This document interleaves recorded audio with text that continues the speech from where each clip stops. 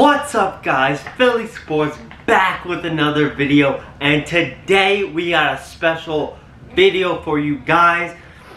If you're not following me on Instagram, you wouldn't know about this video, so that's why you gotta follow me on Instagram. But I asked you guys on Instagram to send me some questions. I said, send me anything, fitness, life, whatever you wanna send. So I'm gonna answer these questions for you today.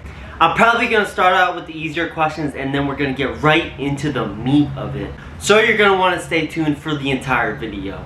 I actually got a whole bunch of questions and I don't think I'm going to be able to answer all during this video, but I'm going to answer the best questions that you guys gave me. So here we go. So Powerlifting_hunting asks, what is your most hated exercise? That is literally the easiest one for me to answer. It is Bulgarian split squats. And now I say this all the time to people. I do them because I hate them. And I know that they're making me stronger. And like, it's insane how I know a whole bunch of people hate them. It's like one of the top hated exercises. But I just know that doing the split and like with dumbbells in your hand, oh my gosh. There's no way it doesn't add strength / size to your legs. There's no way, no way. NJALB for short says, no question, just wanted to say I've been following you on YouTube for years. Great physique.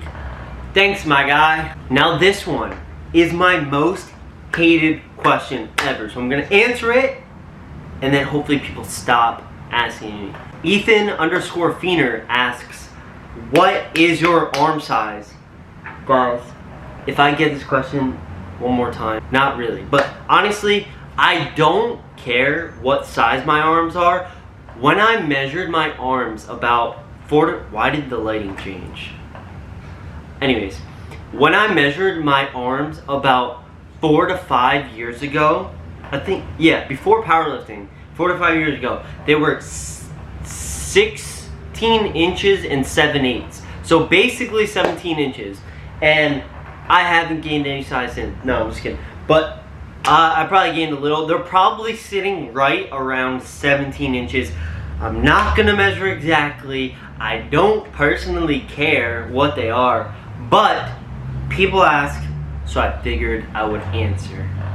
At the Nola Thomas says, fantastic page. Best wishes this year. Thanks, man. Appreciate it. Alright, now we're gonna get into the meat of the question. Amtrak WVU1 asks, what keeps you going back to the gym even after an injury? That's a fantastic question. I would say this year alone, I've had 3 to 4 like decent injuries this year. The 3 recent ones that I can remember off my head, my pec literally felt like it was gonna tear every time I benched about 2 to 3 months, like right when I opened this storage locker gym. But I had a competition. This was before everything was canceled. I had regionals coming up and I was like, there's no way I could take off and then come to regionals in my best form. So I literally just pushed through it. Stupidest decision ever. I won't recommend. But thank God, like, it healed after about a month and a half. But literally felt every time I did a bench press or something like that, like I was gonna rip my chest off. Like, serious. Then what I'm dealing with currently, and it's about 97% healed, I would say right now. I had a lower back injury. I don't know what happened there. It didn't happen while I was exercising. I just don't know what happened, but I went to deadlift one day after a deload week and I just couldn't deadlift.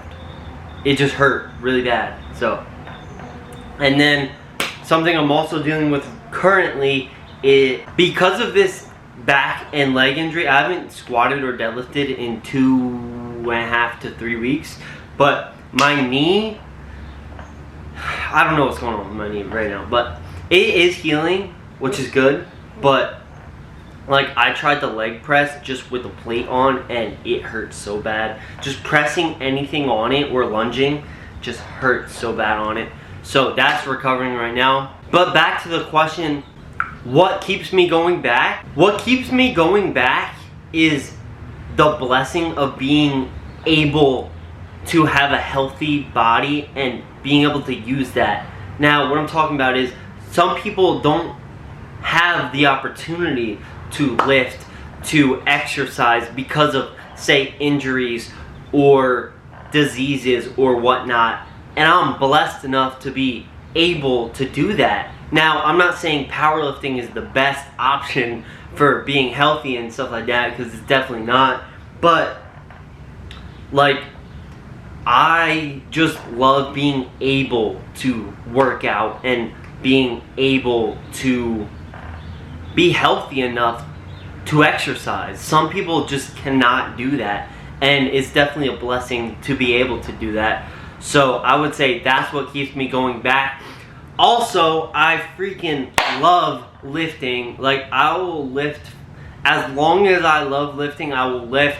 Powerlifting, I don't know how much longer I have with that, seeing as it is something that does keep me injured.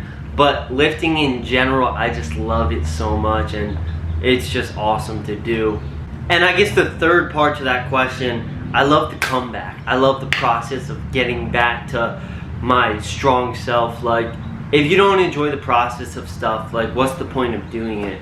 So I love the process of just being like, alright, I gotta get back to normal. I gotta get back to my strongest version of myself. So that is definitely one of the reasons as to why I can go and continue on lifting even when I get injured. So that was a great question. My boy Parth Patel 0711 asks, what is the best way to gain muscles? Now that is a broad question, but we're gonna take a general route towards it.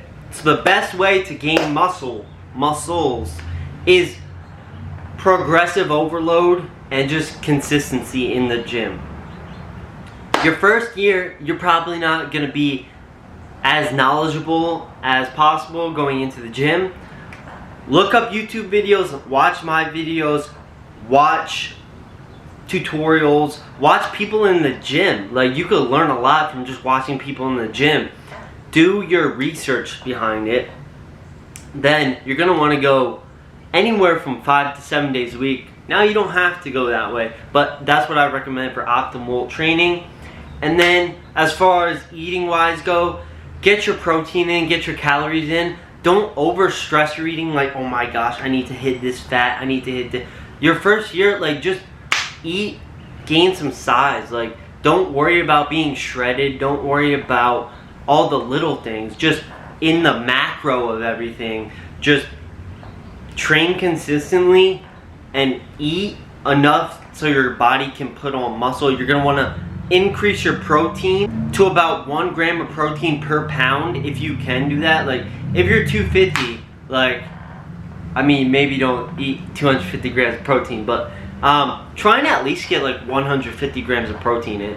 And just consistency, knowledgeable, learning, and then, dude, once you get on that path, you'll just progressively get better, and you'll just be like a beast in 4 years. So, cool message I got from Parth the other day. I didn't tell him to do this. He went and seeked his own information, which was awesome. That's what winners do. But he went out, watched my videos, and he said in the past couple months he lost 25 pounds. So shout out to Parth, my guy. What's up? We'll have to get a lift in one of these days. But definitely that's awesome right there. Winners find ways. We'll throw in a random one here. What do you consider a lot of horsepower? I don't know. I love the look of cars. I love sports cars. I love all that. I love Jeeps. I love all that stuff. I love, like, cool looking cars, but if you tell me about the inside of a car, I know nothing about it. And I only speak on what I know. So what horsepower do I consider a lot? I have no clue.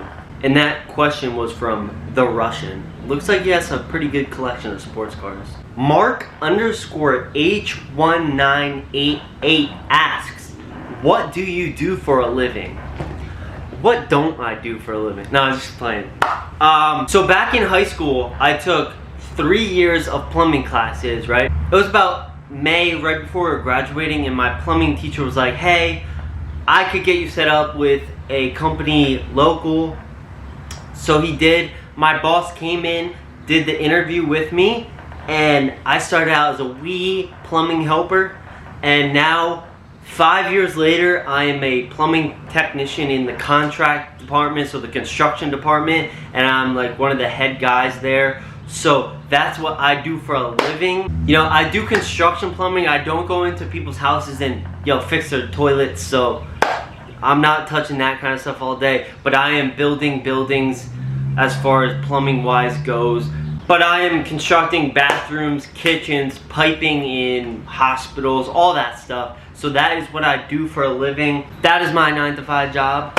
But honestly, not really planning on working a 9-to-5 for the rest of my life. So we always looking for the next move in life, trying to level up, trying to get better every single day, and just learn as much as you can every single day so you could progress in whatever you're doing in life. Ethan_Feener asks, what's your current maxes? My current maxes are deadlift 550 pounds, squat 460 pounds, and bench 325 with my butt coming up, 315 without my butt coming up. So those are my numbers, and I'm currently at 160 pounds, but I did those numbers at 167. So those were my numbers at 167. I don't know why I'm so low in weight right now. I really do need to like put on some size, but those are my maxes. This clip's looking pretty long, so I'm only gonna do one more. K Linebacker, I hope I said that right, asks, if I don't get a noticeable pump, am I not lifting hard enough? Can you tell the difference before and after you lift? Let me tell you, before I lift, I look like a chump.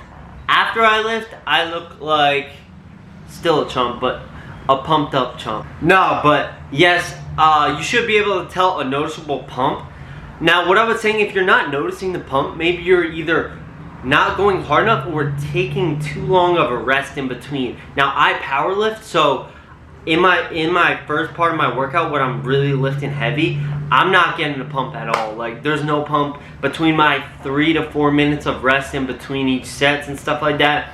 There's no pump being had. So in my accessory movements afterwards, I'm getting a nice pump because I'm just like forcing the blood into the muscle, not taking as long of rest.